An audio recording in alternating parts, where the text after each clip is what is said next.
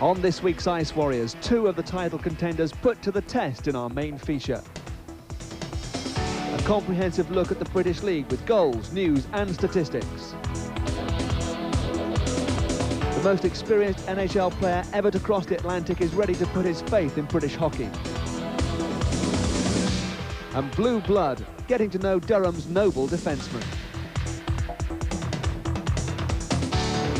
The Wales National Ice Rink, home of 3 times champions Cardiff, the Devils' 96 league title hopes demand a victory here against 4 times champion Durham.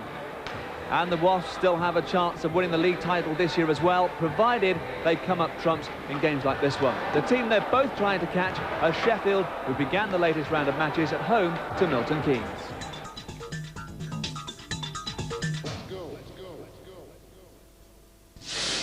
All of the top coaches recognise the Kings' potential to upset the chasing pack if they get their game right, and they stretched the current league champions in the first period. Ken Priestley finally putting the Steelers ahead, skating from behind his own red line and needing no support to score the only goal of the first period. Sheffield, though, gradually picked up the tempo, as has been their style of late. Tim Cranston skating from behind his own net to add one of 2 middle period goals to make the score 3-0 at the second break, and then the Steelers let rip in the third.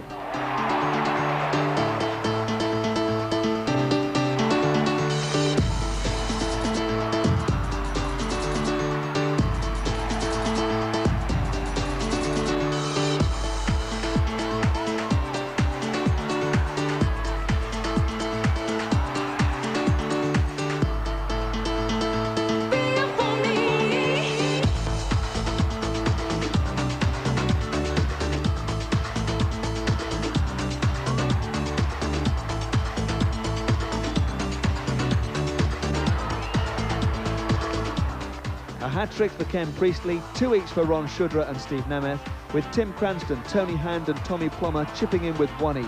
No shutout for Wayne Cowley, but the Kings certainly didn't have enough on this occasion to stop the Steelers' march.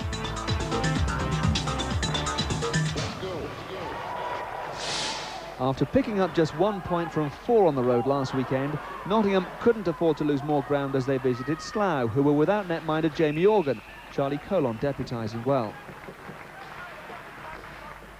Panthers were still without Simon Hunt and Darren Durdle and found themselves trailing. Derek Higdon scoring on a power play as Slough took the lead 14 minutes into a lacklustre first period. Finn Pasiankuri equalised though, also on a power play, his first goal for the clubs, and the 2 sides went into the first break level. The Panthers though stepped up a gear in the second period. They were ahead within a minute of the restart, Paul Adey scoring the first of 2 goals for Nottingham in under half a minute. In fact, they'd scored 6 by the midway point, player coach Mike Blaisdell making it 6-2 after 30 minutes play. And although the Jets 3 times reduced the deficit to 3, all but one of their 5 goals in the game coming from power plays, every time they cut the gap, Gary Steffen the scorer that time, Nottingham upped the pace to restore their 4-goal margin. Paul Adey leading the way with a hat-trick and 3 assists. And to underline their superiority, Nottingham's Neil Morgan scored the Panthers' 10th to give them a winning margin of 5, a job well done against disappointing opponents, leaving coach Blaisdell to consider his side's place in the playoff race. Well, I think there's 2 very good teams ahead of us, and you know, there's a good team right behind us in the Durham Wasps once they get all their players back. I think it's still open, but it's, you know, if Sheffield or Cardiff really put a string together, they're going to be tough to catch. I mean, there's not enough games left really to mount a serious challenge unless we really get hot and they really drop some points. The big surprise came at Newcastle, where the Warriors took a point off Cardiff. The Devils led 3-1 going into the third period, but in the end they had to hold out for a draw. Scott Morrison scoring Newcastle's game-tying goal. And Morrison's old teammates Basingstoke won an 11-goal thriller with 5. More on that game later. So at the top of the table, Sheffield now have a 2-point gap. Cardiff no longer have any slack. They must win their game in hand to be at level with the Steelers. Nottingham are 5 behind Sheffield, and although Durham are 13 points off the lead, they do have 3 games in hand and plenty of games against the other top clubs. Well, with me to talk about all of that and to talk about the game we're about to see is former player and coach Bob Correll. Bob, that game in Newcastle, a draw for Cardiff, it must be a disappointment, sure. Well, I think Cardiff will be disappointed with the result. I mean, not perhaps getting the 2 points going up to Newcastle, but Newcastle are a very much improved team. They've got a lot of new players in there. I think Cardiff have to look at that situation and say, listen, we didn't lose 2 points, we at least gained 1. But Newcastle are bottom. They are at the bottom, but they've got all these new players. They've got players like Richard LaPlante. They've got Rick Farah there. They've got Tim Salmon. These guys can all play the game, and I can see them coming up the table. I think that Newcastle are going to have very new and improved form, and watch them to move up the table as the latter part of the season goes on. Okay, well, let's find out exactly how the Cardiff Devils feel about that 3-3 draw in Newcastle. To do that, we'll join Gia. Well, I'm down here outside the Cardiff Devils dressing room with the coach of the Cardiff Devils, Paul Heavey. Thanks for talking to me, Paul. Now, last night you guys lost a point. You can't afford to lose anymore. How confident are you that you'll get 2 points tonight? Well, we're not overly confident by all means, but we're in our home barn, and we really slipped up last night. You know, we should have got 2 points, and it's taking the edge away from Sheffield. You know, Sheffield are now level with them, so it's a must-win game. You know, it's a must-win game, and the guys will have to go 110%. Durham are a very, very strong team, you know, and we're going to have a workout tonight, so you know, just hopefully play solid defensively, not concede too many goals, and then hopefully hit them on the break. But you know, every game's important, and this is a big, big game for us. Now, it's basically looking like it's a head-to-head between you and Sheffield. How confident are you that you're going to come out on top at the end of the season? No, we're just taking it one game at a time. You know, everybody says it's a 2-horse race. You know, that's ridiculous. You know, Nottingham are right there, Durham are right there, and anything can happen. You know, there's probably 14, 13 games left, and it's a long, long way to go. I mean, Nottingham had it almost wrapped up last year. You know, in 4 or 5 games before the end of the season, they went from 1st to 3rd. You know, so we've been lucky. We've got no injuries. You know, touch wood, and anything can happen. You know, so as far as we're concerned, it's one game at a time, and hopefully in that final game, you know, we'll be top. And that last game is in this building. It's Cardiff against Sheffield. You'll see it here exclusively on Sky. Before that, though, we're going to see Cardiff against Durham. And Cardiff-Durham is obviously a very, very big game. It's a big game. I mean, you know, they're both in the fight, if you like, but Cardiff in their own home rink, and they're very hard to beat in their own home rink. Durham still got some injury problems, and I think that that's going to be a big factor here. OK, here's a difficult task for you, Bob. From all of Cardiff's talent, I'd like you to pick out a couple that could make a name for themselves in this game.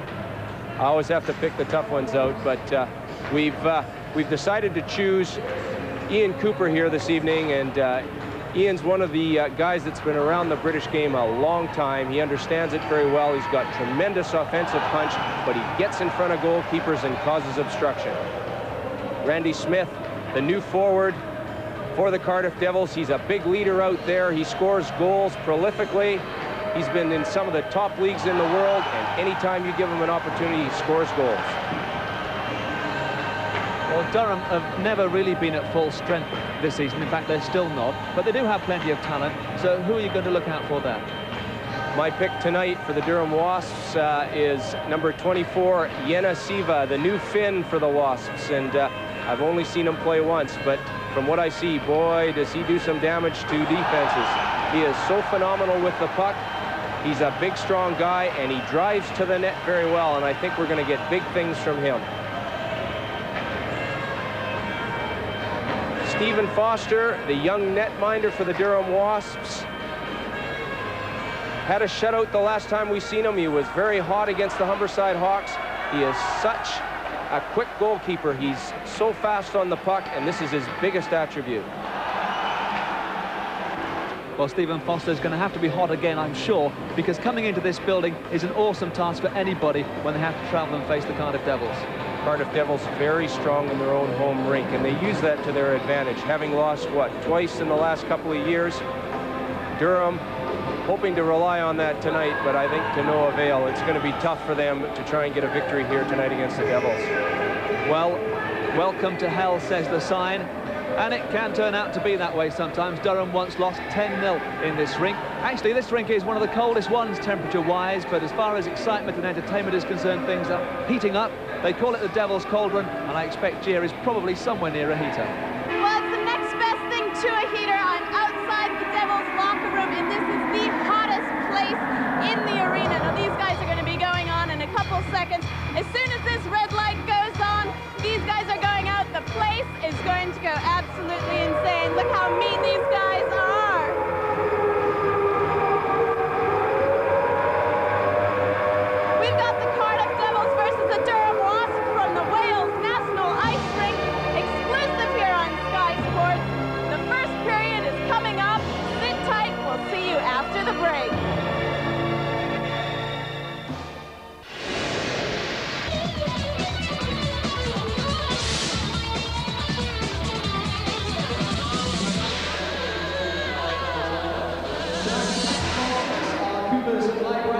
It's Premier Division ice hockey exclusively on Sky, and it's a game neither team can afford to lose as they chase Sheffield in the title race. Commentary on the first period with Bob Correll and first Tony Millard.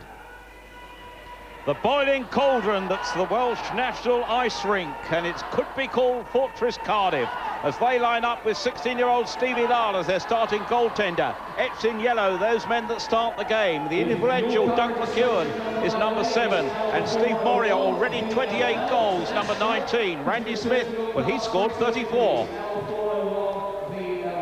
Ivan Matulik is influential as well. Shannon Hope's the Great Britain captain, and the two brothers, Stephen and Ian Cooper, have already scored 36 goals between them this season. Durham Wasps may be below strength, but Stephen Foster's a vital cog in their outfit. He got a shutout last time we were with them. The Johnson brothers, Sean and Stephen and Anthony are all there. Jonathan Weaver, he's an improving youngster. Dale Lambert, their captain. Janne Saver, the new Finn, along with Mikko Niemi, who's also a Finn, playing his first game tonight. And Kit Noble, number 41, the 27-year-old from Vancouver, is a big gun.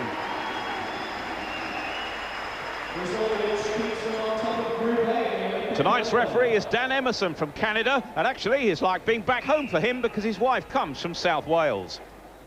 Our linesmen this evening, Terry and Lee Young, father and son. All the officials will have a great job to do tonight. This is an important game. Cardiff have beaten just once in their last 65 home league games, that by Sheffield back in March last year. For Durham, well, they lost 2 games against Sheffield just over a week ago, so they've got something to prove. Bob Correll. Durham trying to get themselves back into winning ways, if you like, still having some injury problems, but they'll be looking to put on a good show here against the Devils and get themselves into title contention. The Devils getting possession early on. Cardiff, the home side, in white. But Dale Lambert, it is, flicks the puck deep into the Cardiff defensive zone. Cardiff, of course, have a choice of 2 fine goaltenders, and Stevie Lyle, the 16-year-old's the man between the pipes tonight. A week ago down here, it was Jason Wood who got a shutout, but here comes Cardiff. Cooper gets it back, in goes the shots, and very quickly Steve Moria has netted his 29th goal of the season. We've been playing just 29 seconds, and Cardiff Devils take the lead, 1-0.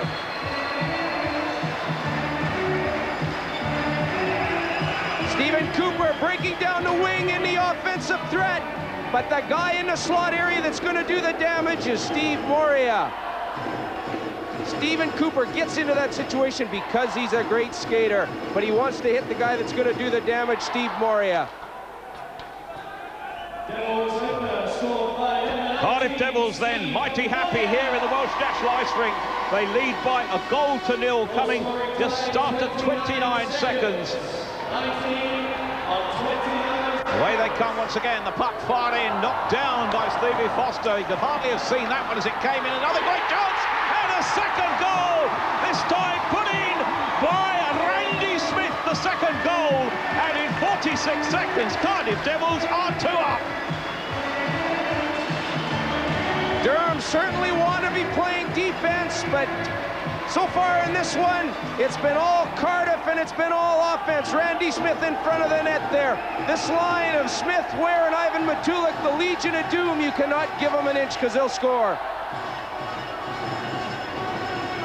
One must ask, Bob, just how can Durham come back with that? 2 goals in 46 seconds. Durham being on the road, they want to play tight defense. Cardiff obviously going to go to the offense and try and take advantage of their opportunities. But Durham have got to shut this down quicker. This is going to get run away with them. 2 shots, and both the first 2 going in, but there's the third raining in on Stevie Foster, who stops that one. Cardiff Devils lead by 2 goals to 0, and we've yet to play 2 minutes in this game. You realize how important going into the title race that these home games are, and Cardiff wanted to get off onto the right foot there, testing Stephen Foster early. So play deep in the Durham defensive zone, and Cardiff have their big guns out there. They've yet to change the line. Randy Smith failing to win that. Kit Noble picks up possession though for Durham Wasps. Can they come away? But Cardiff pushing forward, but here's big Janne Saver, the Finn, forced into the boards. And Cardiff come out again and come out well with big Mike Ware chasing it in. Randy Smith retains possession, number 20. Stephen Foster's goal is literally being peppered here with Ivan Matulik gaining possession for Cardiff. Tries to get it out and almost succeeds there.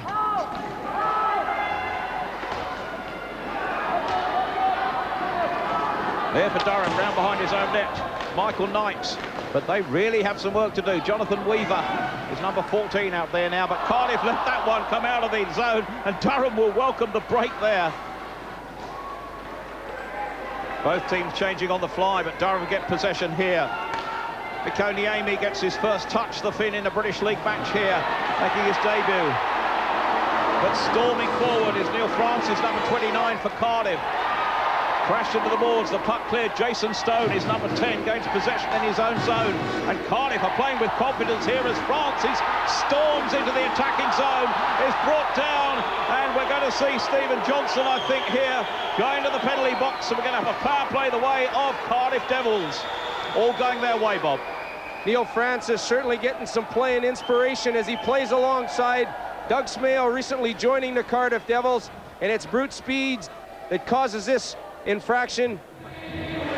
Cardiff Devils in control here in their own rink with the face-off deep in their own defensive zone, but they have the advantage of a man at the moment with 20 seconds remaining on the power play. Cardiff Devils power play. Shannon Hope is round behind the net. Big Mike Ware is 26. But here come Cardiff once again. Ivan Matulik in possession, deep in his own defensive zone. That's Stephen Cooper with the slap shot, long range, falls to Matulik, and almost the rebound is far the way of Stephen Foster. Stephen Johnson is back on the ice. The Durham Wasps are back to full strength, and now can they salvage something from this early debacle?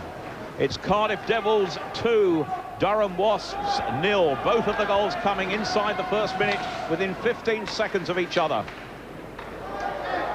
Puck fired up into the corner, and now we're going to get a face-off back down in the Cardiff defensive zone as they clear their lines. And when you look at this, if you're the Durham coach now, Bob, you're 2-0 down in the first minute. How do you come back? Well, I think the big distinct advantage here is they've just killed the penalty, and I mean that's certainly going to help them, isn't it? Because they've lost their confidence early in the game. Well, Mike Rowe is, of course, that Durham coach, while Rick Brabant serves his suspension, but just one shot so far has rained in on the Cardiff goal from Durham, and we've been playing nearly 5 minutes. But here could this be another one as Kim Issel gets the shot away, and Stevie Lyle is equal to that. Good work by Kip Noble on the red line. Forceful defensive work. Coming back now for Cardiff, Shannon Hope. Neil Francis, good bit of stick work, but Kip Noble gets in the way, and Jonathan Weaver comes back. The Great Britain youngster. Good interception there from Peter Smith, but still Durham don't clear the danger. Greg Ware's back here. Can he get the shot away from point? Quick defensive cover from Jonathan Weaver. Snuffs out that danger, but Francis is back on the blue line, and Hope's on the other side as the rough stuff starts in the corner. But once again, a chance coming the way there of Greg Ware, and somehow Durham scramble it away. Cardiff are on fire this evening, Bob, aren't they? The Devils are going with 3 lines as well, as opposed to Durham's 2, and we'll see how this works for them in the stretch, because guys obviously get a little bit more tired when they get that extra ice time. Well, there we saw Stephen Johnson trying to get the puck out to point, but it went too far. And Mikoniemi, playing his first game for Durham on defence here, must just wonder what he's doing.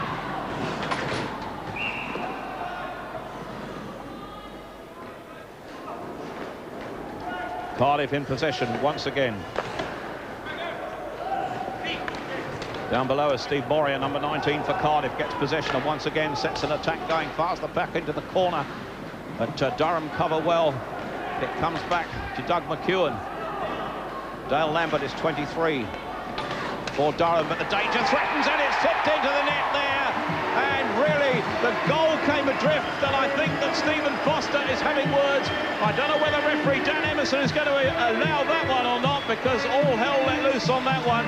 I think you'll find that he's given the goal, and I think it's gone to Ian Cooper, but we'll have to wait and see. The big wrap around the side of the net there. Ian Cooper, like we said, he gets in front of these goalkeepers and drives for the net very well.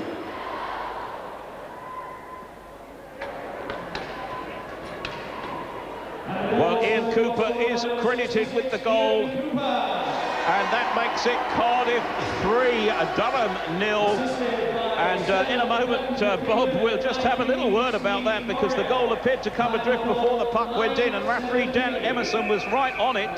Should he have allowed it? Well, according to Dan Emerson, that net came off its mooring before, or after, I should say, the puck actually went in. After the puck went in. So as a result of that, the goal will stand. There it is. Ian Cooper around the net. Well, that's awful close. I don't know. That may have come off its mooring before the puck actually crossed the goal line. Durham now have to force it back, and it's Kip Noble fires it in, knocked down by Jonathan Weaver, but Stephen Cooper clears the danger.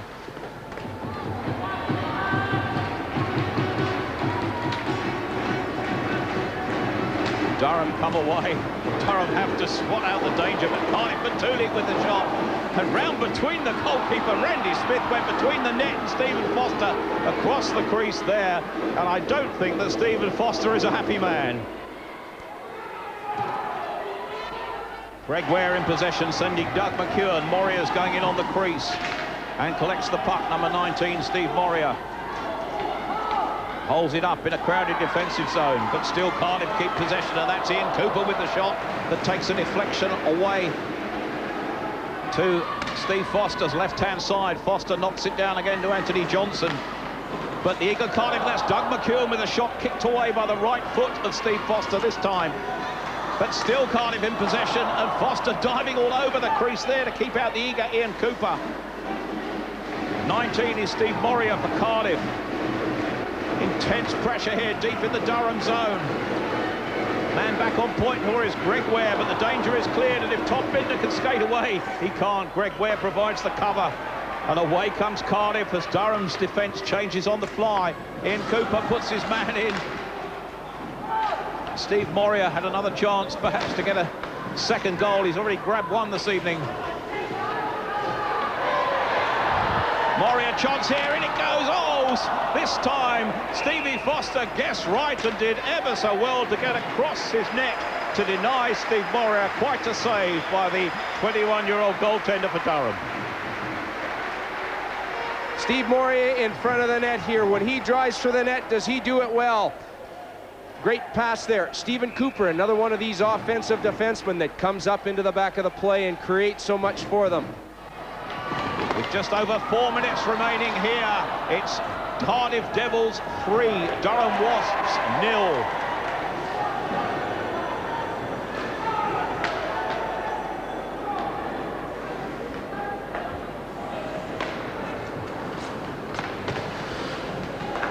Greg Ware, puck cleared right up the ice, but that pass across two lines to Ian Cooper.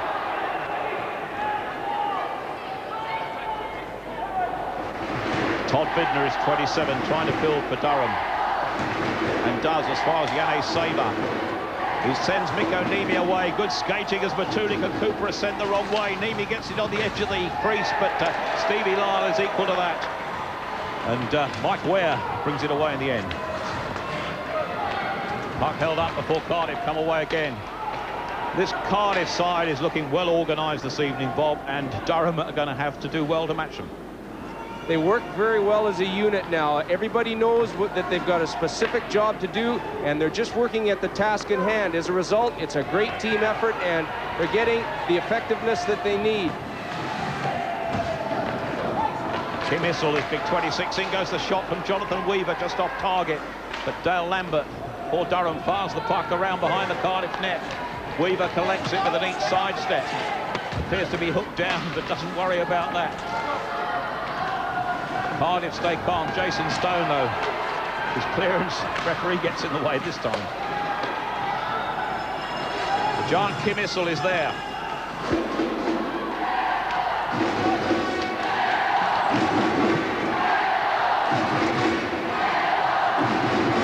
Durham with a great chance. Rocket missile taking on all comers deep in the Cardiff defensive zone. A rare moment of pressure from Durham here as Cardiff are pinned back. Eventually they clear the danger, but Dale Lambert collects it and sends Mikonimi away, but fractionally offside is the call.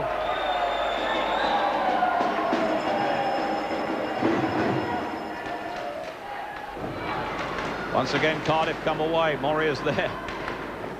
But this time, number 10 is Stephen Johnson. The shot kicked away by Stevie Lyle. Greg Ware is number 2, round behind his own net. Just over a minute remaining on the period. A period that's almost totally belonged to Cardiff Devils. As Moria clears the puck from their defensive zone. And Michael Tasker, it is number 18 for Durham, is going to try and set things going again.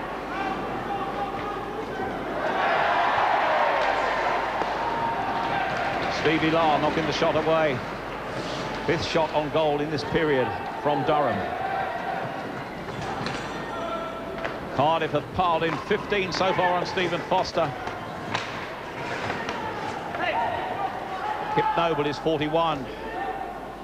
But they're changing on the fly with 30 seconds remaining on the period. Greg Ware, number 2 for Cardiff, round behind his own net, allowing Stephen Moria to go with him. Doug McEwen is 7 as Cardiff build well. McEwen has Moria with him, but the cover is effective here, and away comes Todd Bidner for Durham. Mikonimi gets his first shot on goal in British League Ice Hockey. With the seconds counting down, I don't think there'll be time here for Ian Cooper to do anything. And it brings to an end a marvellous period for the Cardiff Devils. A margin of 3-0 at the end of the period. 2 goals in the first minute from Steve Moria and Randy Smith. A 3rd goal coming in the way of Cardiff from Ian Cooper. They thoroughly deserve their lead at the end of the first period. Most Welshmen are happy. Cardiff lead 3-0.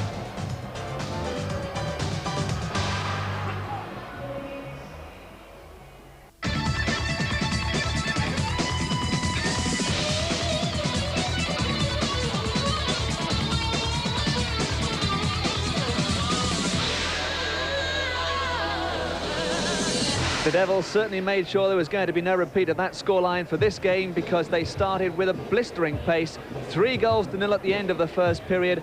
15 shots to 7 they're ahead in terms of shots on goal, and just 1 penalty in that first period. That was picked up by the Durham Wasps. Well, it certainly was a great start. Actually, I've got a theory, Bob Corral.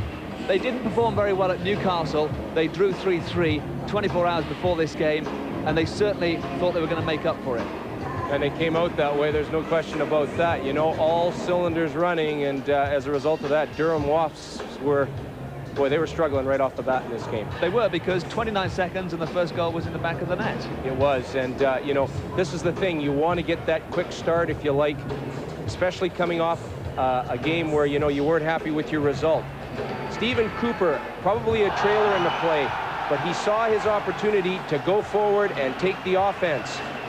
He's a great skater, and where does he go with that puck? He hits Steve Moria, who's in the slot area in front of the net. That's the guy that's going to score. And pretty shortly after that, they were 2-0 ahead. Randy Smith got the other goal. They started with incredible intensity, and the other very noticeable thing, I thought, was how aggressive they are. They are. They're so big and they're so strong, you know, and when they get the opportunity on the puck, they make no mistake with it. The puck goes in deep all the time, and when it does go in deep, it's so hard to get out of the zone. It's a loose puck that's picked up here. The puck just going into the corner. But these guys are creating havoc all the way around the net. Ian Cooper eventually putting the puck in the net. Here's another chance, and we'll look here at the net and whether it comes off its moorings, Bob. Well, it looks as though, there's the shot, that it does come off its moorings before the puck crosses the goal line, but it looks like Stephen Foster that knocked it off, so the referee obviously allows the goal. So the netminder was at fault, so therefore he won't penalise the Cardiff Devils. That's right. If it would have been Cardiff, in fact, that would have knocked that net off its moorings, then the goal would have been disallowed. Just this position with Michael Knight's dropping his stick that we saw late on in the period. Talk about that. Well, this is one of the problems. Anytime you have a player that loses his stick, he obviously tries to get back into the play and try and help himself out. He's wanting to take a body or something. There you see the puck or the stick on the ice. Now, number 4 doesn't have a stick. Now, he's trying to play defense. There you see, he's got to try and pick somebody up here. Of course, the Cardiff Devils, because they're so offensive, they just take advantage of these situations, and they cause all kinds of problems for Wasps. OK, Bob, thanks very much for the moment. Well, there are plenty of Canadians in the British game, but few can claim the pedigree of the latest signing for the Cardiff Devils. His name is Doug Smale, and he played almost 900 games in the toughest and the best hockey league in the world, the NHL. Doug Smale is simply the most experienced hockey player to grace the British League, and he enjoys being here, even if there are some short-term drawbacks to his third stay in this country, his second spell in Cardiff. I think the biggest drawback for me is that living here in the hotel room, I'm not able to bring my family over yet, and so that's the biggest thing. My wife and I and our kids are extremely, extremely close, and I just can't stand to be away from them. And so hopefully we can sort something out, get an apartment, house, and get them over here. Come on in. Smale, from the hockey-rich breeding ground of Moose Jaw, Saskatchewan, played for Winnipeg Jets, Minnesota North Stars, in the red, white and blue of Quebec Nordiques, for the Ottawa Senators, and made the All-Star team in a 14-year NHL career. He has no regrets, but wouldn't do it again. A lot of athletes in the National Hockey League, if they look back on what it cost them to play the game over their career, they might not have done it. It is tough. I mean, you're just going to have things happen to you. I mean, you're going to have knees get injured. You're going to have cuts on the faces like this. You're going to get broken bones, such as jaws and cheeks, and I've had them both. And you're going to miss a few teeth, chances are. The price that it was going to cost to play in the National Hockey League, physically and emotionally and intellectually, it just didn't measure up to the reward of playing, and it still doesn't. Many players find the toll too much for their bodies, but Smale remains amazingly quick even at the age of 38. He puts that down to good nutrition, he runs his own supplements company, and to divine health. He's been a devout Christian for the last 19 years, despite plenty of colleagues who haven't understood his faith. There isn't a lot of Christians associated with professional sports, and so you're going to have all the temptations that every man has, and yet if you're without the support of other Christians around you, it can be difficult. You're going to take teasing and ribbing and all that type of stuff, or you're going to get the name calling and all that type of stuff, and people start to find out about your faith, but to me that's all irrelevant.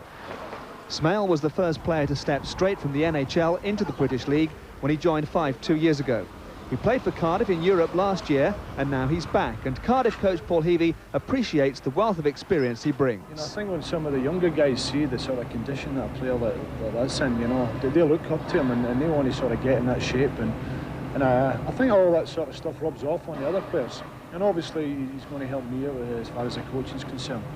Obviously it's my first year in coaching, and you're in at the deep end and a rookie, and you need all the help that you can get. And there's no better person I could ask for help than Doug Smale. Hey, especially when he's coming from here, especially when he's coming from here. He gets the puck in this area, you should be able to poke check him. On the ice, Smale has quickly begun forging an understanding with third-line partners like Neil Francis, relishing the challenge of helping talented youngsters. It is exciting because they're hungry to learn. And they're all full of juice and ready to go, and they're willing to work hard, and that's all you can really ask of somebody, isn't it? Is a hungry attitude to learn and a great work ethic. And I think when you've got those two things in place, a lot can be made of things. Smale, a self-educated businessman, is also in Cardiff to draw up plans for the club's future. And if he thinks the club and British hockey are getting it right, he may well stay here for an administrative career to match his playing record. If the game of hockey is ever marketed to even a small degree in Great Britain, if they ever get some larger arenas, if they ever get some ownership in place that is excited about the sport and sees the monetary reward that can be gleaned from this sport if it's expanded, this sport is going to explode. And I still believe that. I believe that the potential for ice hockey in Great Britain is just unbelievable. Doug Smale, before he played in the NHL, played for the University of North Dakota. Now that's Jeer's part of the world. So, Jeer, is that a good hockey league? Well, it is actually. I lived the first 4 years of my life on that campus because my father was playing in goal. Doug Smale actually started a couple years later, so he's not actually as old as my dad, but quite close. Now I've got a few fans here. You actually know Steve James, I know that. Now, I want to talk to you a little bit not about this game tonight, because you're having a fantastic game tonight, but about the rest of the season. How do you think the rest of the season is going to go for you guys? Well, we had a bit of a hiccup last night, but as you can see now, we seem to be back on track, and the team that Paul Heavy's put together this year is an excellent side, and there's no reason why they can't go all the way, you know? Now, it looks like it's going to be a head-to-head between you and Sheffield. What are the Devils going to have to do to beat those guys? It sure does. Sheffield have taken our crown off us, and hopefully you'll be back in the capital of Wales again this year. Now, you've actually got your whole family here. Do you come here every week? Yeah, we're staunch followers of the Devils, because once you come to this place, it's very difficult to stay away, you know? It's a fantastic place. Thank you very much for talking to me. Now, we've got the second period of the Cardiff Devils versus the Durham Wasps coming up soon after the break, so don't touch that remote. Join us then. Bye.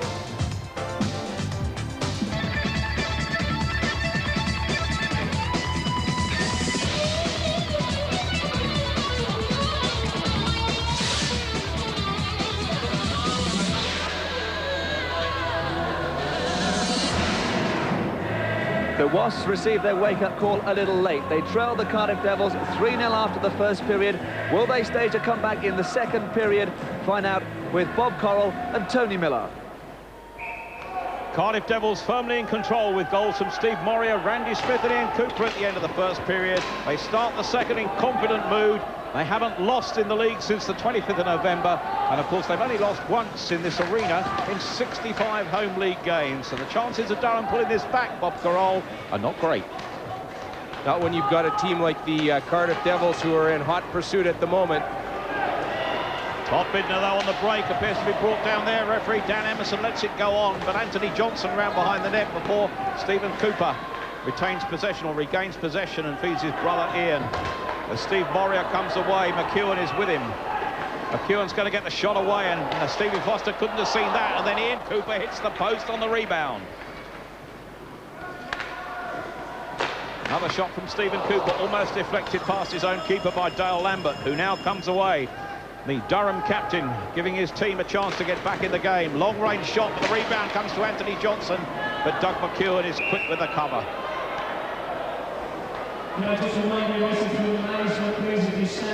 Dale Lambert down on the ice there. He took a bit of an errant hit, if you like. I think he caught his knee just off that slap shot as he took it into the zone. Well, as the slap shot went in, Bob, it came back, and back in the corner. Well, Dale Lambert was taken over on the edge of the blue line there. It was right after he had let that slap shot go, if anything, just after it had been let go, that he just got hit there by Stephen Cooper coming across the blue line, and that's what's caught his knee, I believe.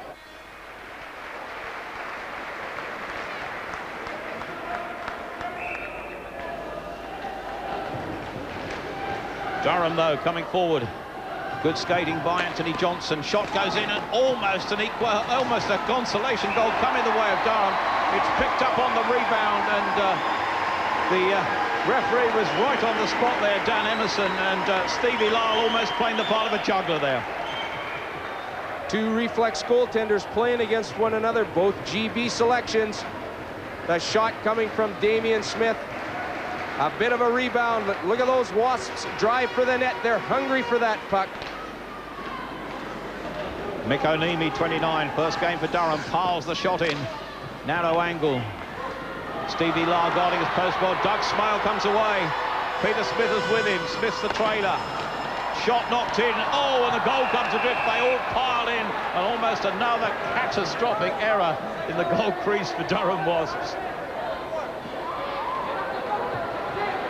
This is good old-time hockey, if you like. You got one player going down the ice with a puck.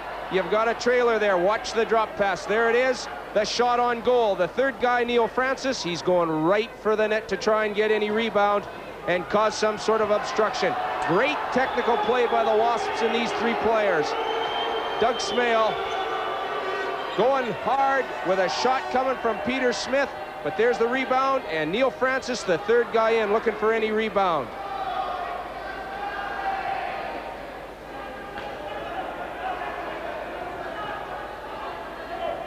Well, an interference penalty is given there The man in the box is Neil Francis, and the first power play of the game coming the way of Durham Wasps. They'll be pleased with that one. As a result of driving to that net real hard, Mr. Francis finds himself sitting 2 minutes for interference. But still, I think that's a good play.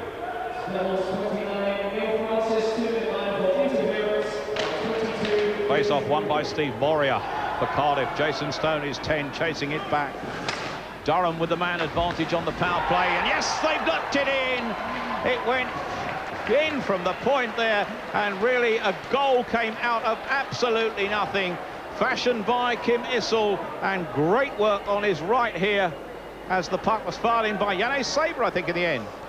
Seva getting the shot on goal, but it's the forecheck of Kim Issel that forces that puck to come forward. Jason Stone being pressurized in this situation. It's Issel that's on the puck. The shot just coming and eludes Stevie Lyle.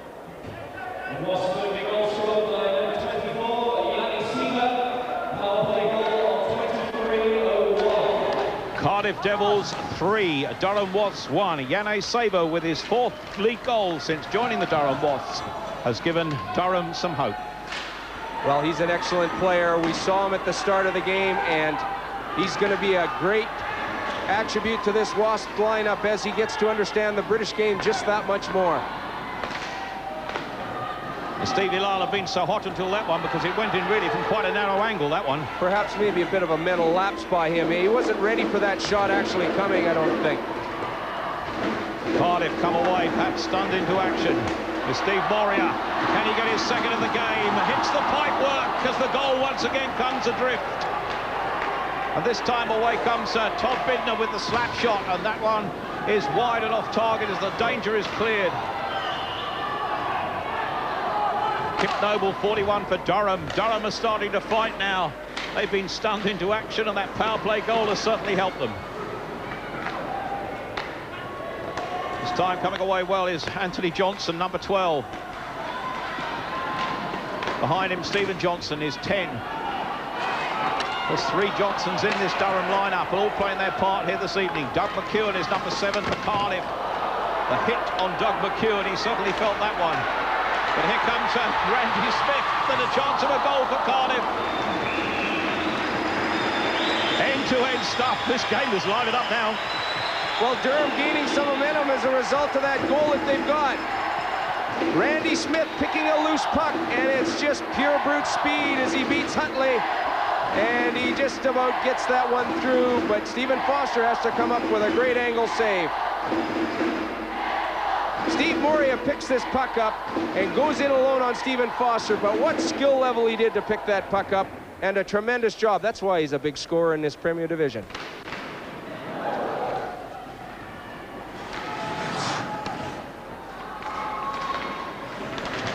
Puck round behind the Cardiff net. Doug McEwen tries to clear it. Michael Knights keeps it in, just knocked down and almost a deflection. But McEwen comes away. Here's Steve Moria, is 19. His shot strikes the skates of Mikko Niemi. Durham regained possession. Doug McEwen, though, good skating to Moria. 1, 2, 3 passes in a row. And eventually the goal threatened from the stick to Steve Moria, but somehow Durham survived. McEwen there is 7 behind the net, hits the post from behind. Yanez Saber taken into the boards by McEwen, who wins the puck and gets it out to Moria, but Durham win it, and we've got a 3-on-2 situation here for Durham. Kim Issel, Kip Noble is 41. Read well by Moria to break up the danger. But Kim Issel holds the puck up in the corner while his teammates change on the fly. Comes out to point to Niemi, number 29, but McEwen again in the action, having plenty of action here tonight, big Doug McEwen. Cardiff being forced back for a while, Bob. There are a lot of good forechecking by the Durham Wasps, and again, players, when they're forcing a player that's carrying the puck, they're taking the body, they're not letting them get past. Good physical presence.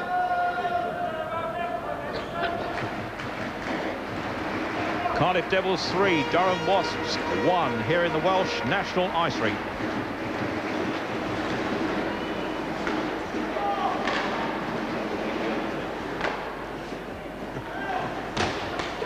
Doug Smale it is, number 11. If he can go on a skate, he's spectacular, this guy. Francis comes away. Michael Tasker reads it well. It comes back to Stephen Cooper. But Todd Bidner is 27 for Durham. Damien Smith. Good work. Oh, lovely check there from Stephen Cooper. Fans get behind him. Good backhand pass there, and Doug Smale's away. Smale's pass, and Jason Stone it is that puts that one in. Jason Stone for Cardiff it is that grabs his 5th goal of the season. The pass from Doug Smale has made it Cardiff 4, Durham 1. Perseverance and hard work on the puck, but you got to anticipate well, and this is what Jason Stone does, coming in from the point and getting that shot on goal to score. Doug Smale doing a great job there to get that puck out into the slot area in front of the net so Jason Stone can get that shot away. Cardiff Devils 4, the Durham Wasps 1. 2.5 minutes remaining in this second period. Kip Noble gets the shot away, it's just off target, and Stevie Lyle didn't seem to see that one somehow as it went high to the goaltender's right. Stephen Cooper clears the danger, knocked on by Batulik to Randy Smith.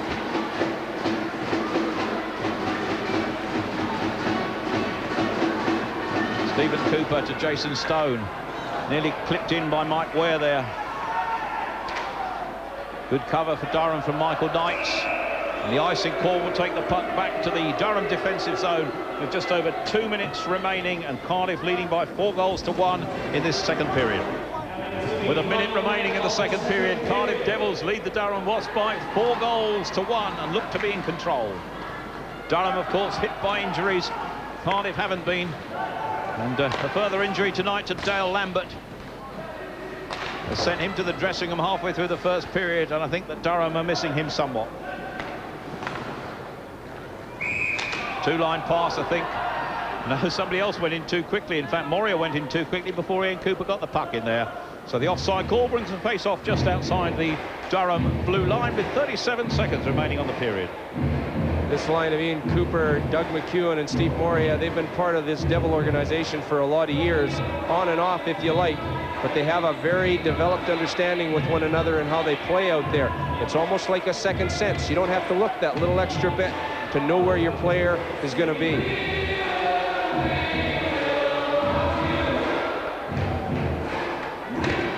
Randy Smith fails to win that face-off for Cardiff, as Bidner fetches it back to Noble. Can Durham build? Can they pull a goal back in the final 30 seconds of the period? Randy Smith right on the edge of the crease, worrying them a bit there. The clumsy pass out. Jason Stone it is that flicks it in. Puck drops down.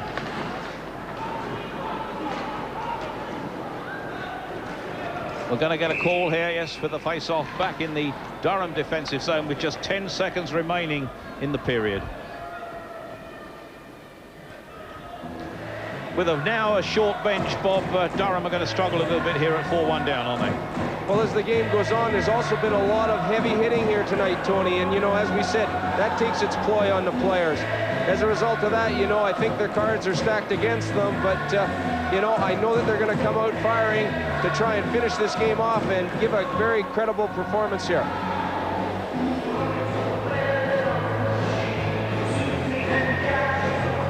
Doug McEwen, number 7, taking the face-off for Cardiff, with Stephen Cooper and Jason Stone on point to fire the shots in.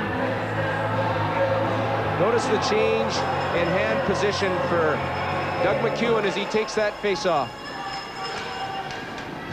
Face-off sees the puck finish up behind the goal with the seconds running down on the period.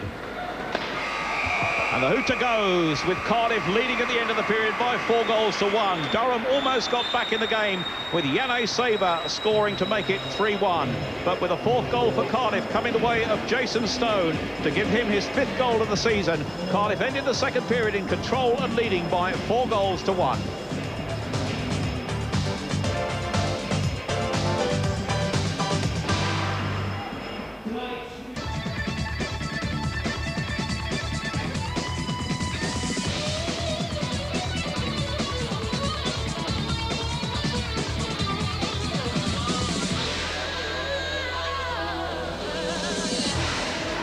Both are in the current title race, and it was 1-1 in the second period between the two sides in the Wells National Ice Rink, but the Devils, with 3 goals in the first period, still lead by 4 goals to 1, and shots on goal still very much in the favour of the Cardiff Devils.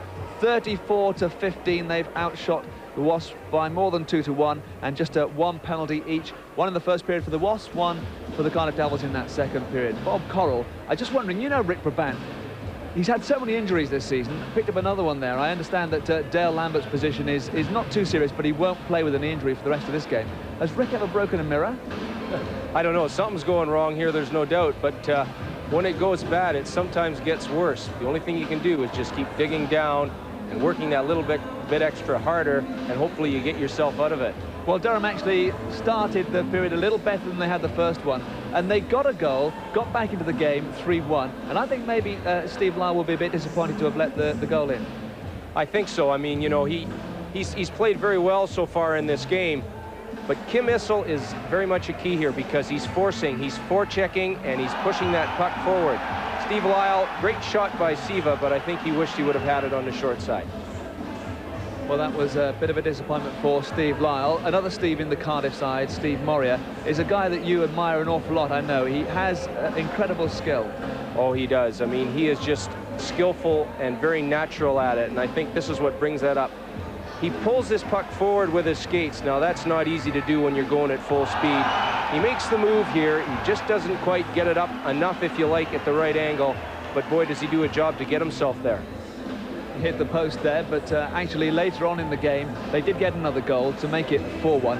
Actually, Durham, though, did do much better in that period, and they certainly had their chances to break away, and Cardiff did have to do some defending. Paul Heavey spoke before the start of the game and said, guys, let's make sure that we play strong defensively and let the offense take care of itself. 3-on-2 situation for Durham, but where's Steve Moria? He's back into the play. So everybody takes a man, and there's no problems. So as far as the final period is concerned, Durham just want more of the same, but still a grip on the game for Cardiff.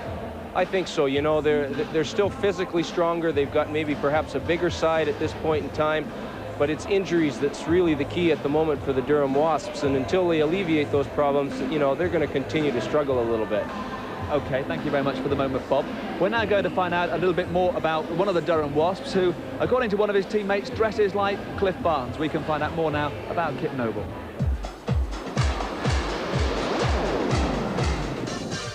He's a nice guy. He gets along really well with the rest of the lads, really friendly. He's very good at bringing the puck out the zone, taking it into the opposition's zone, and he's got a very good shot. He's short and dumpy, and he likes to eat in McDonald's now and again. Hello, my name's Kip Noble. I'm 27 years old. I play defense for the Durham Wasps. Before coming to England, I played for 4 years in Holland. I played 2 years in Nijmegen, and last year played in Tilburg in the Europe Cup against the Cardiff Devils. My earliest memory of skating is going public skating with my father when I was just, I don't know, I might have been 1.5 years or 2 years old. And I had the 4-bladed skates, so they just strapped onto your shoes. And I remember falling down and my father skating over my finger, and I didn't really want to go skating anymore after that day. My greatest moment in hockey, I guess, would have to be my entire last year in college. It was just fantastic. Our team was in the last place the whole year, and for some reason, I just happened to have a fantastic year. Things that people would like about me, and I've heard it from guys on this team, is that I'm in an upbeat mood most of the time. I always try to be happy here at the rink and happy wherever I'm going. My worst habit is that I always seem to be spitting. Just this morning, I was doing it, and I kept thinking, stop it, stop that. What are you doing that for? There's no reason for it. So it's kind of gross and a turn off, but that's it. I don't know what girls think of me in particular, but there's one girl that must think quite a bit of me because I just got married about 2.5 weeks ago up in Gretna Green, so she must think pretty highly of me. My perfect night out, I guess, would be back home in the summertime, and it would start right probably almost in the midday, going horseback riding out on my ranch. coming home, having a nice barbecued steak, baked potato, and then sitting down and watching the National Hockey League playoff final game on TV. Perfect. My ambition in ice hockey is just to be the best player that I can be. It would be great to bring a championship here to this club, which we will hopefully do.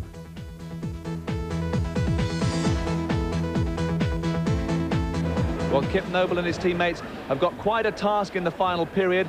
In fact, both teams do need the points in the title race because both of them are still very much in with a chance, but they can't afford to lose this game. That means it's going to be a very, very intense final period. The fans certainly know that. They're looking forward to the final 20 minutes of action, and the Wasps certainly have a devil of a task in front of them. Final period coming up from the Wales National Ice Rink, Cardiff against Durham after the break.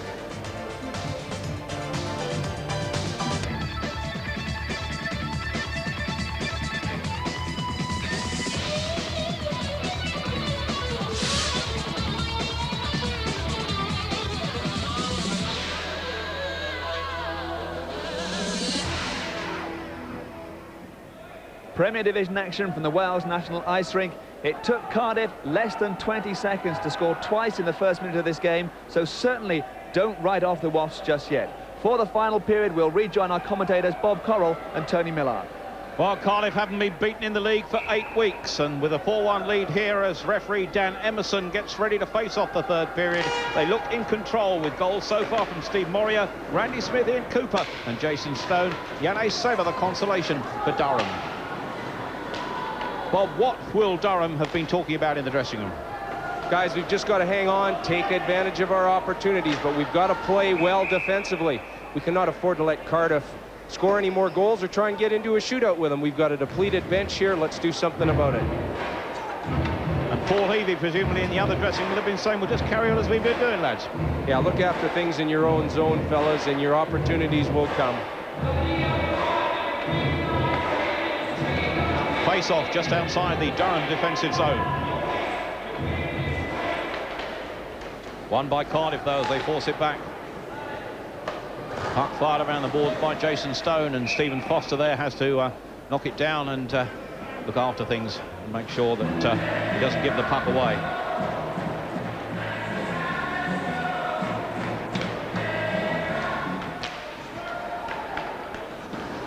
Well, it's Durham that have got to do their job here, but the shot going in there, and Stephen Foster, and it's Cardiff that get the puck in the net.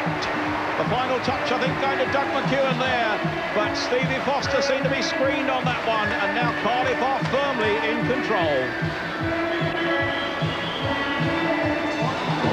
Ian Cooper shoots that puck well. He knows it has to happen, and it's Steve Moria's rebound that scores the goal. Well, Steve Moria's second goal of the game, his 30th of the season in the league, and Cardiff are now firmly in control with all sorts of things going on in front of Stephen Foster there. The Durham goaltender really didn't have much idea as to where that puck finished up, so it's now Cardiff 5, Durham 1. Yanez Sever is 24. Kim Issel is going to chase it in, but Greg Ware is equal to that.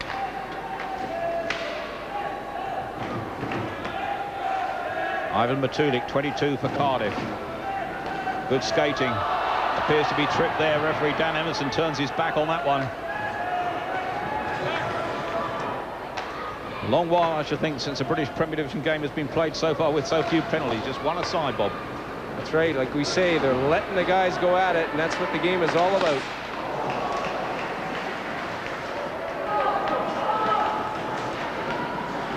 Cardiff still in the ascendancy, and Mike Ware there is 26, getting it round to Matulik. The chase is on as Damien Smith playing on defence now for Durham, having his work cut out.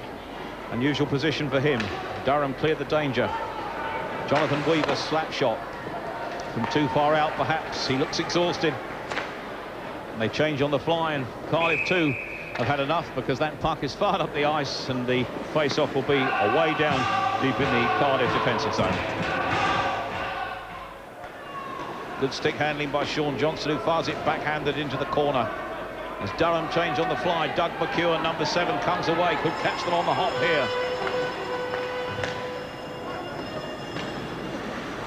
Ian Cooper 66 fires it round behind the board. Stephen Cooper, 55, keeps it in. Doug McEwen is round behind the net to find Ian Cooper and ticks the puck in. Ian Cooper grabbing his second goal of the night. Good build-up. Doug McEwen was round the back of the net, and Ian Cooper provided the finishing touch for the move started by his brother. Durham has to get this puck out, but they don't. It's kept into the Durham zone. Doug McEwen around the net to Ian Cooper, and around that net he is so dangerous. He works so well in traffic, and he puts that puck in under Stephen Foster. It's Cardiff Devils 6, Durham Wasps 1. Devils having it very much their own way as this winning streak continues, or unbeaten streak continues. Well, away to my right, we have a change in goaltenders. Chris Salem is going in goal for Durham Wasps to replace Stephen Foster, and this is exactly what happened a week ago at Sheffield, because Stephen Foster has been none too well recently. He did miss the Great Britain match in midweek, but Chris Salem is there now between the posts for the last 13.5 minutes or so for Durham. I think effectively as well, Stephen Foster, if you like, tonight has been very, very busy, and he's seen his share of rubber, so as a result of it, a bit of a break to the young guy, because he's done a great job out there, and give it to Chris Salem to bring it home. Doug Smale, though, the danger snuffed out, and it comes back to Francis, and the first shot on Salem goes into the net, because a great goal by Neil Francis, producing only his second goal of the season. He scored his last goal in the very last game. Goals in successive games for Neil Francis. It makes it Cardiff 7, Durham 1. Doug Smale doing all the work there, but it's not over yet. Look at the move by Neil Francis to put that puck into the net. Two guys on one with Doug Smale. He knows he's got a trailer there. Whoopsie, a little move. And Neil Francis playing with all kinds of confidence. Cardiff Devils firmly in control and leading by 7 goals to 1 here in the Wales National Ice Rink. The match going very much the way of Cardiff Devils.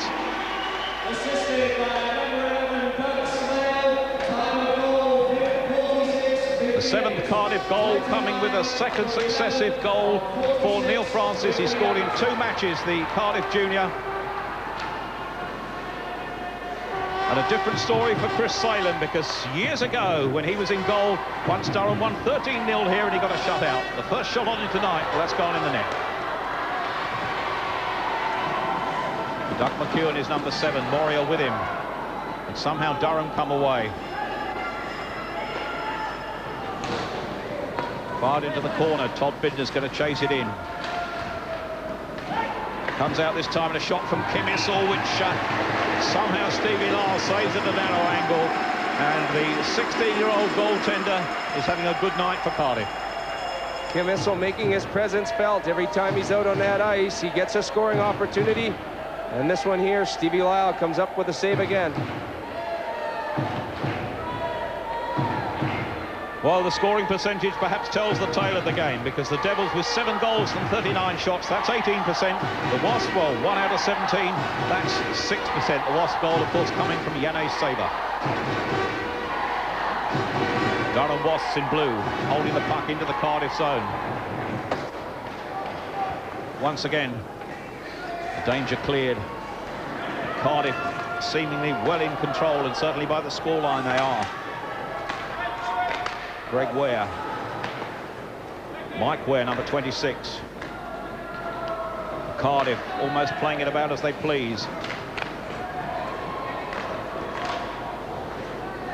Hutley, the long-serving Durham player, number 5 there, keeping it in. But here comes Ivan Matulik. That one just wide of Chris Salem's left-hand post. You got to admire some of these players, especially guys like Matulik. I'll tell you, every time he gets the puck, he's exciting, he's quick, he gets that shot away, you know. That's the kind of thing that people like to pay their money to come and watch. Big Mike Ware, number 26, taking a tumble against the boards with the puck held up behind him. But Matulik again is fighting for it. The danger cleared. We're going to get an icing call here when it goes across the goal line. It should take the puck to the other end of the ice, deep into the Durham defensive zone. Cardiff Devils leading by 7 goals to 1. And the new goaltender is Chris Salem, the 31-year-old who comes from the northeast, born in Whitley. Cardiff coming away. Randy Smith, number 20, shot. Chris Salem produces a save there. Comes out on the angle, as we've seen before, to narrow that angle. With Matulik's got a shot here. Salem's equal to that as Jonathan Weaver clears the danger.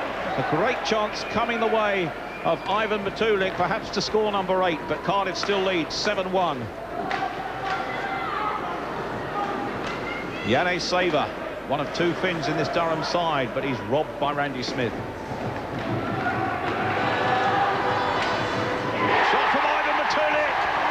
Produces another goal for Ivan Matulik, his 27th of the season, to make it Cardiff 8, Durham 1. It's just a question of time with this guy. He just in over the blue line, and look at the wrist shot he lets go, I'll tell you. No one was going to stop that one. He's got the head of steam up here. A quick wrist shot, that'll do damage in everybody's books.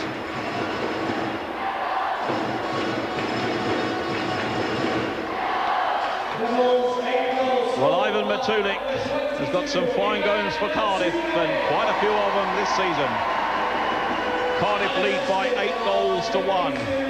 2 goals in the first minute of this game, and since then, well, Paul Heavy's men have hardly looked back.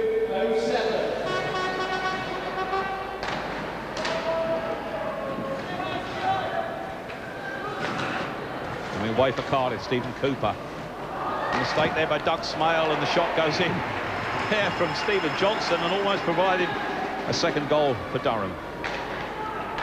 Michael Knight's number 4 on the blue line for Durham. Little going Durham's way at the moment. Puck fired into the corner by Stephen Cooper. Kit Noble with the recovery.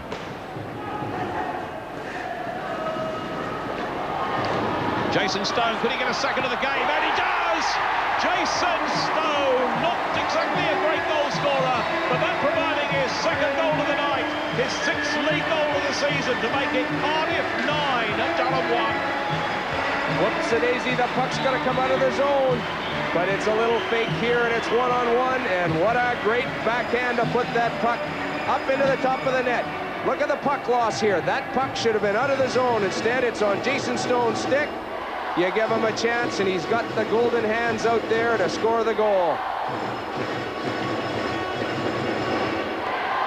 Well, Cardiff in control now and leading by 9 goals to 1. But Bob, Doug Smale getting the assist on Jason Stone goal there. How valuable is the experience of Doug Smale to help these young Welsh Cardiff juniors? Well, we're seeing it out there tonight. You know, they're playing like they've got a second skin, and they've got all kinds of confidence as a result of the experience of Doug Smale, and that's only going to improve these players' ability, but more important, that's big for Cardiff going into this championship title race. And 3-3 draw at Newcastle just 24 hours earlier. It's difficult to explain that result, isn't it, with a Cardiff side as confident as this? Well, that's certainly the case. I mean, you know, you look at Paul Heavey and you'd have to say, well, he would be disappointed with that result. But as we say, Newcastle's an experienced side. They've got new players in there now. I expect big things from them in the latter part of this season, because they don't want to go into a relegation playoff situation. So Stevie Lyle in the Cardiff goal, enjoying his match tonight far more than the 2 goalkeepers that have been in during the evening for Durham. Here comes Cardiff once again. Steve Moria. Great stick handling for Moria. Stick handling and pace galore. Cardiff now seem intent on making this a double-figure scoreline. Moria. Stephen Cooper is robbed by that one. Yanne Saver bringing it away for Durham. Number 24 onto the crease, kicked away by Stevie Lyle. Jonathan Weaver comes back. Play a quick 1-2 to set Durham away once again. Slap shot goes in deep. Jason Stone provides the cover for Cardiff. And here they come again with Steve Moria. Cooper's the trailer. Moria gets the shot away. Salem stops it between his knees and collars the rebound.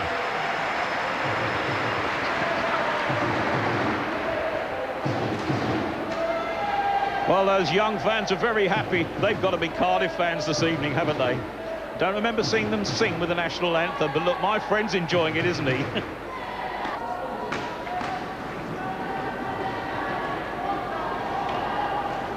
Here comes Durham. Andrew Holmes is 19, he's the trailer. But somehow everything that Cardiff are doing is going right here this evening. Randy Smith.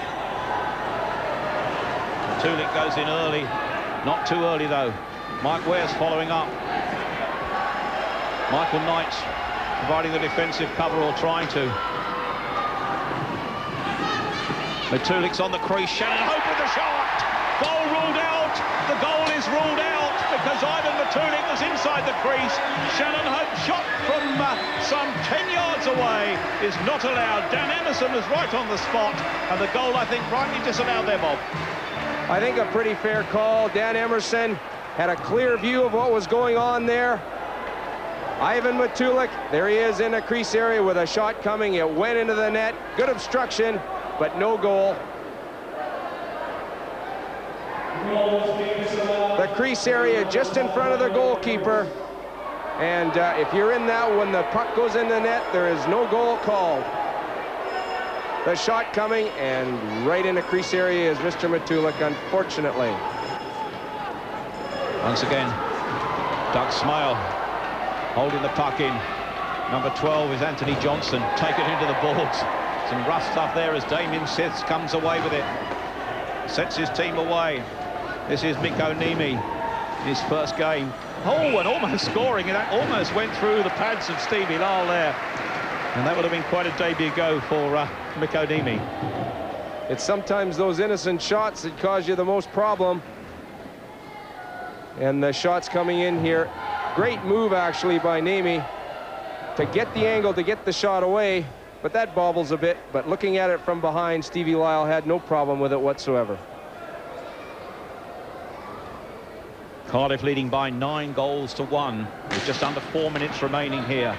The Devils firmly in control. Shannon Hope is 35 for Cardiff. Greg Ware, number 2, is with him. Set his team away.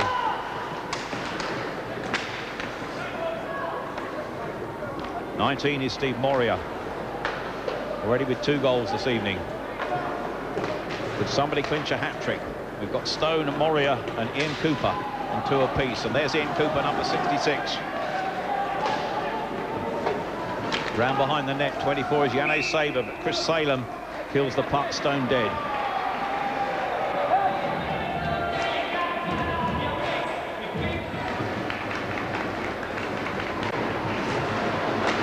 Tulik shot knocked over the top by Chris Salem. The goaltender had that one coming straight for his head.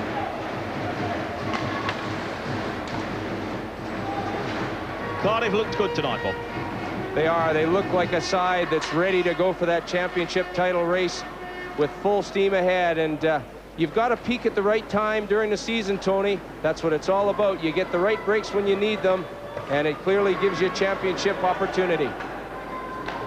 Well, it was November the 25th. Cardiff were last beaten in the league, and that's the form they really want to take them towards this title.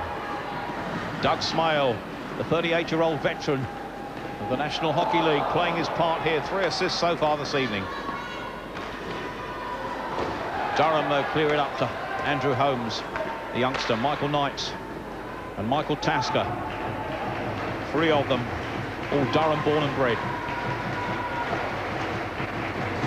Just over 40 seconds remaining. It's Cardiff Devils 9, the Durham Wasps 1. And a chance of a goal, yes it is, because there is a goal from Stephen Johnson to provide the Durham Wasps with their 2nd goal of the game. There are just 22 seconds remaining, and Stephen Johnson has scored his 7th goal of the season. Perhaps a little bit of lackadaisical effort gives Stephen Johnson that puck in front of the net with no one around him, and he finds the hole between the pads of Stevie Lyle.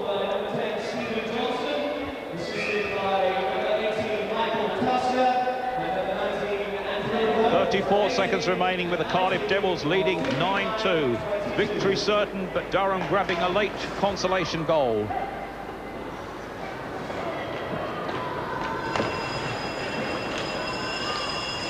Puck up against the boards.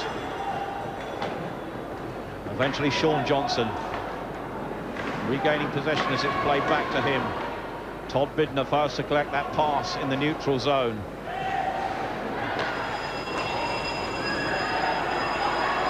Townsend, the Cardiff youngster. Ian Cooper, seconds running down as Greg Ware fires the puck goalwards. It brings down the curtain on a fine performance by the Cardiff Devils. And then 3-0 at the end of the first period, having scored 2 goals in the first minute. It was 4-1 at the end of period 2. But then Cardiff threatened to run riot, with Steve Moria scoring number 5. Ian Cooper produced number 6. Neil Francis, the youngster, number 7. Then Ivan Matulik scored. Jason Stone got his second of the game to make it 9-1. A consolation goal for Durham came from Stephen Johnson to make it 9-2.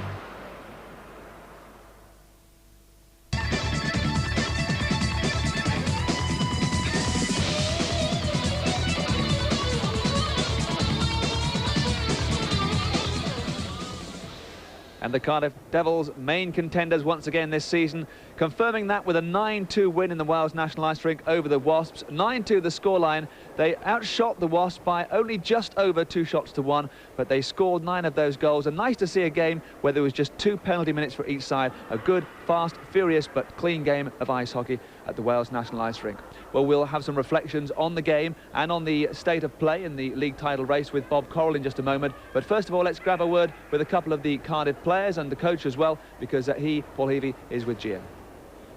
Now, Paul, that was a good result you had tonight. You've got Sheffield next week. Do you think tonight was good practice for next week? Well, I don't know about good practice, but I think it was good for us to bounce back and play the way we did. We had a really bad game last night in Newcastle. We were really flat. We dropped a very valuable point, you know, so we had to bounce back, and the boys were very disappointed. I was disappointed, but we made up tonight with a good performance, a good solid performance, and, you know, we only conceded 2 goals in our own barn, and, you know, obviously everybody's got Sheffield on their mind now. That's the next big game, and we'll just take it one game at a time. Now, you've got a fairly new player on your team, Doug Smale. How do you think his influence is on the team? Doug's been a great influence on the team. You know, he's been a steadying influence. Obviously, we're using Doug's experience in the NHL, etc. And he's a great player as well. You know, all the players really respect him. I respect him, and, you know, it's just added that extra sort of piece to the jigsaw puzzle that we needed. And some fine tuning, and it can only get better.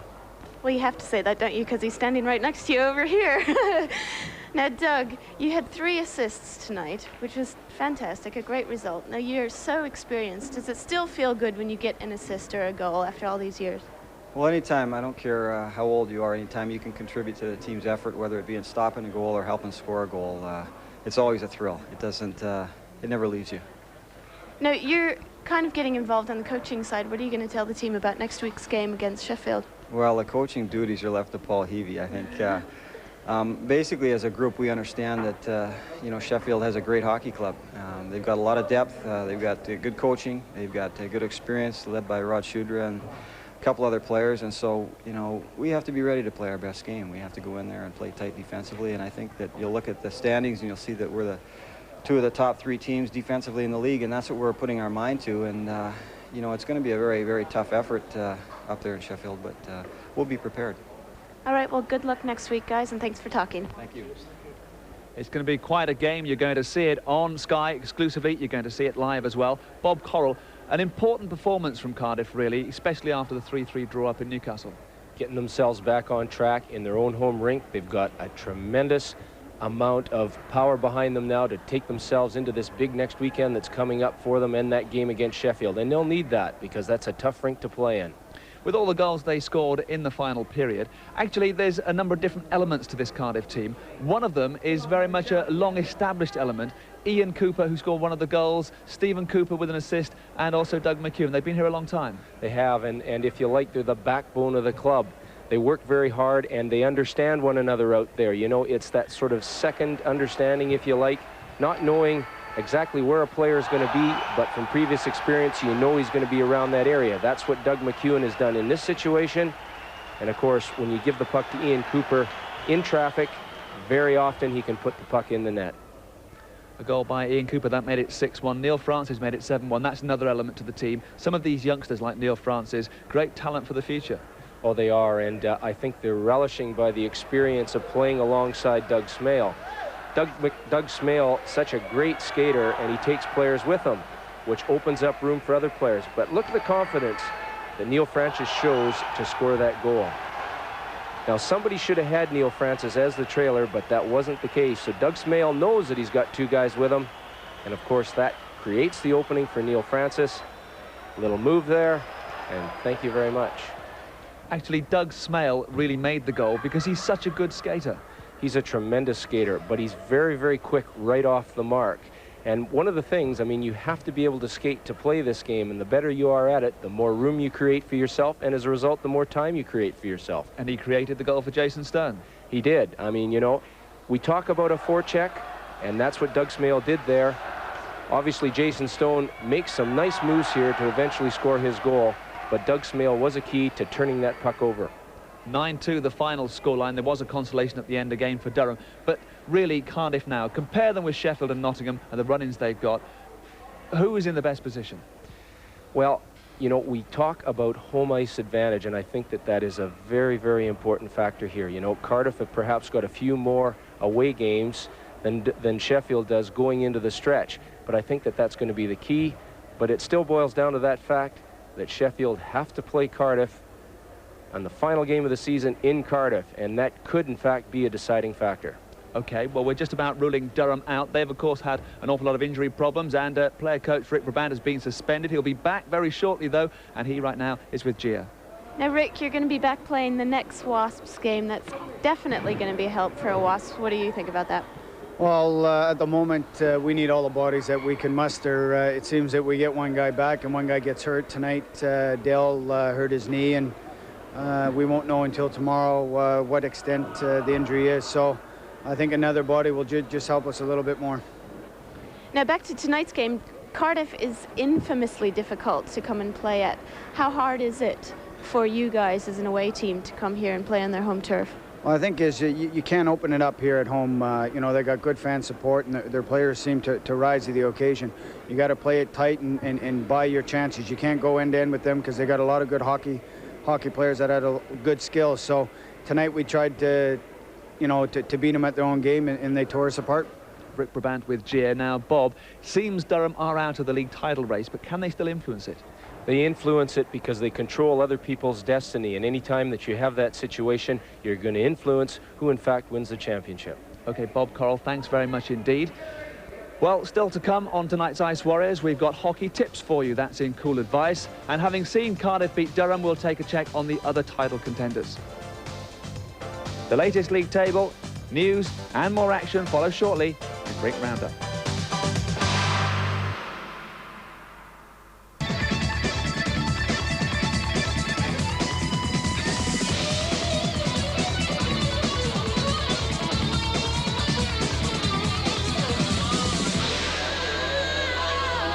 As we head towards the final month of the season, the Cardiff Devils have shown that they're in prime form.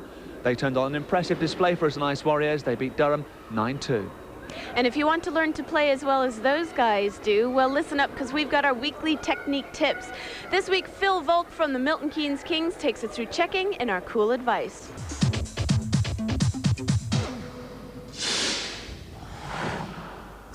Hi, my name is Phil Volk from the Milton Keynes Kings Hockey Club.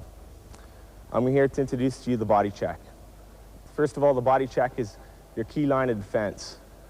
You need to knock your opponent off the puck with your body to give your team possession of the puck. Secondly, you want to pin your opponent against the boards with your body long enough so the puck comes free and gives your team also possession of the puck.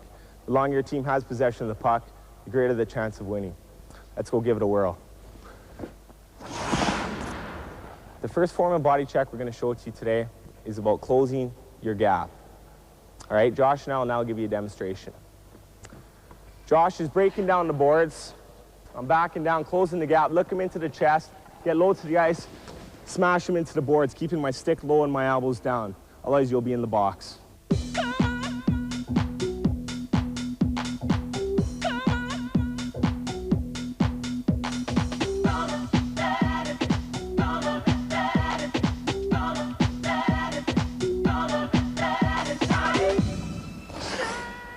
Hi, our next form of checking will be the poke check.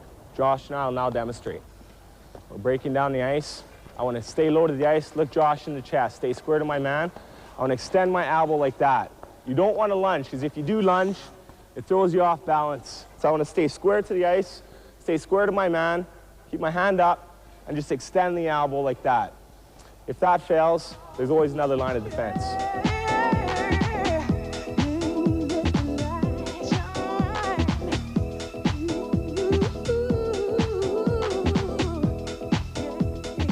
Final form defense is the hip check.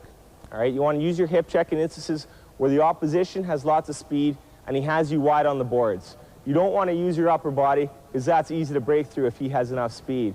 You want to get low to the ice, you want to cut into him and throw your hip into his lower body, extending your legs since they are the biggest muscle of the body.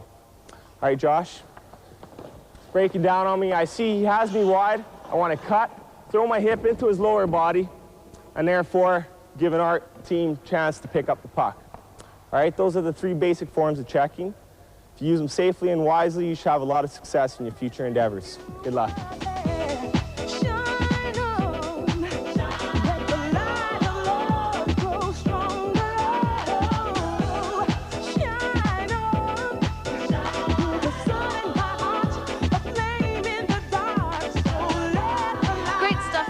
There. Now it's time for the rest of this week's news, results, and action in our weekly rink roundup.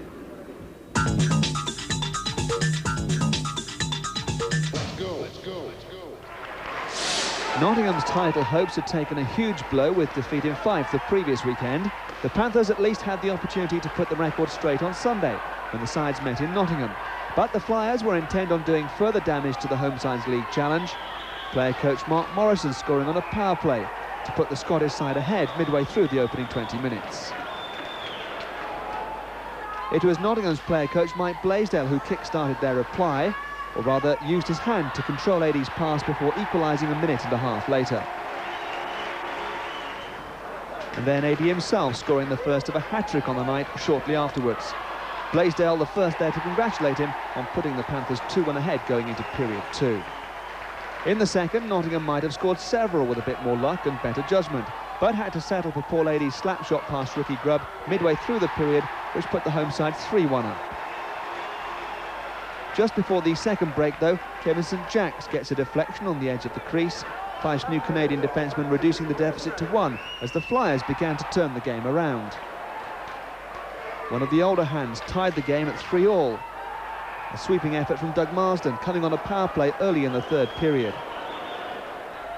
And then homegrown Scot Stephen King putting them in front, albeit via his shoulder with just a minute and a half remaining. The Panthers threw everything at Fife netminder Ricky Grubb in a desperate effort to salvage something from the game.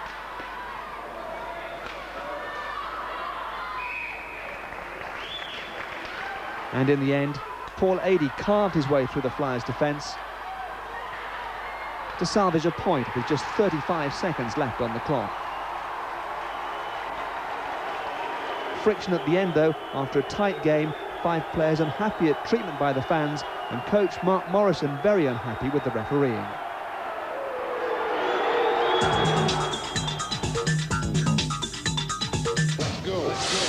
If you want to know how to play good defence, don't bother to watch the video of this one.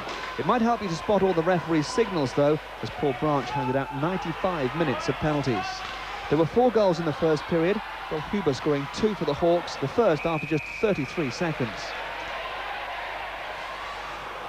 The first of 2 opening period goals for the Jets also came inside the first minute of the game.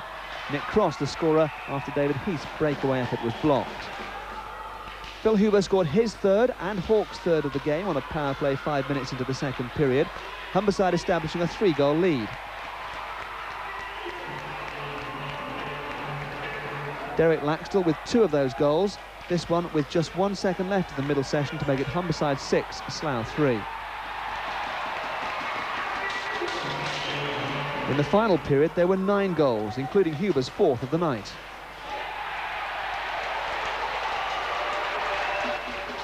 With Humberside's Mike Bishop starting and completing a move to bring to an end a goal-packed but far from outstanding game, which keeps Slough in trouble and the Hawks' chances of a top 4 finish very much alive.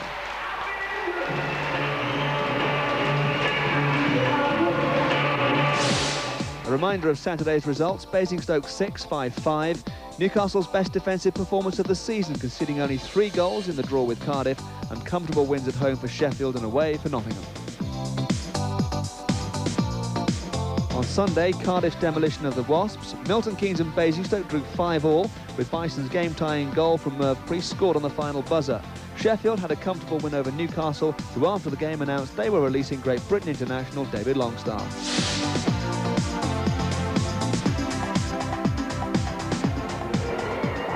Sheffield had a Wednesday night fixture this week, a return trip to Humberside, where they were beaten earlier this month. And the Hawks began where they'd left off 3 weeks earlier. Phil Huber so close to the opening goal in the first minute. The Steelers, though, had no intentions of allowing a repeat performance. They'd taken the lead by the end of the 3rd minute, Tim Cranston capitalising after Hawks netminder John Wolfe failed to gather the puck. Sheffield scored 3 more in an impressive first-period display. The pick of the bunch, an unassisted effort from Tony Hand. Strong skating and excellent control of stick and puck from the country's leading scorer. The one-way traffic continued at the start of the 2nd period with 2 more goals. The second set up by Nemeth's skill and Kellen's pass before Nicky Chin at the 2nd attempt made it 6-0 to the visitors. The job, it seemed, was done, but the Hawks weren't about to cave in. New boy Bruce Bell, in his first game since joining from Durham, began a 3-goal comeback. The decisive moment, though, came as the Hawks pressed to reduce the deficit to 2. Mike Bishop saw his efforts saved by Wayne Cowley, who was again in excellent form. And the puck was quickly passed to Ken Priestley, who looked certain to score. In desperation, Humberside's Graham Garden hurled his stick across the ice. It stopped Priestley scoring then, but meant the Steelers were awarded a penalty shot. Priestley, with his NHL experience, had no problem in beating John Wolfe to make it 7-3, with less than 3 minutes to go. Time enough, though, for 2 more goals to please the fans, and lead coach Alex Dampier looking forward to the next challenge. Well, we've got a big game this weekend against Cardiff, and you know, a lot rests on that. I'd hate to give up points to Cardiff right now. It'd be important to get those 2 points, and you know, the worst scenario could be we have to go down to Cardiff and win there, the final game of the year. But as long as we keep on a good roll right now, play well, I'm not too worried. You know, I think you're going to probably see one of the best games of the league and of the year. You're going to see a high-powered offensive game with a lot of hitting, and I think a great spectacle for British ice hockey. So Sheffield are now 4 points ahead of Cardiff. The Devils, though, do have 2 games in hand. Nottingham are a further 4 points behind, but still in the title race. Durham have slipped out of it, but moved level again on points with Humberside after a 9-4 midweek win over Milton Keynes. In the lower half of the table, Basingstoke continue to stay well ahead of the teams in 7th and 8th. They're the last 2 playoff spots, and they're occupied by 5 from Milton Keynes, level on 17 points and 7 ahead of the remaining pair. Newcastle finally off the bottom, but level on 10 points with Slough. In Division 1, leaders Manchester were without a game on Saturday. 3rd place Bracknell won 6-1 at home to Dumfries. 2nd place Blackburn picked up both points at Peterborough, with Steve Chartrand scoring 5 of their 9 goals. On Sunday, Manchester won the big first v second clash, eclipsing local rivals Blackburn with a stunning 7-0 second period display, and overall a 9-3 win in the Hawks barn. Bracknell won 10-3 at struggling Solihull. Manchester are now 6 points ahead of Blackburn with a game in hand. Bracknell are 11 points behind the Storm, who are looking set for the title in their first ever season. Well, if you're wanting to see some ice hockey action live this weekend, well, we can tell you where to go.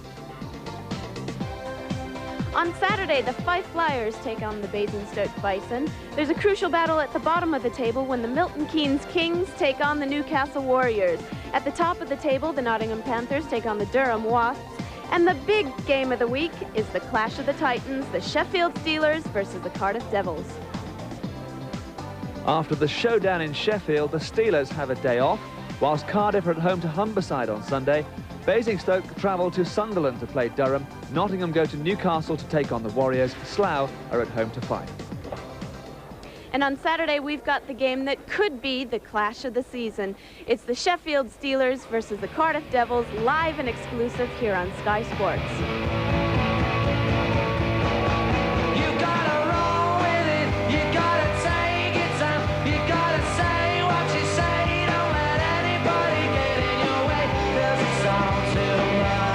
For me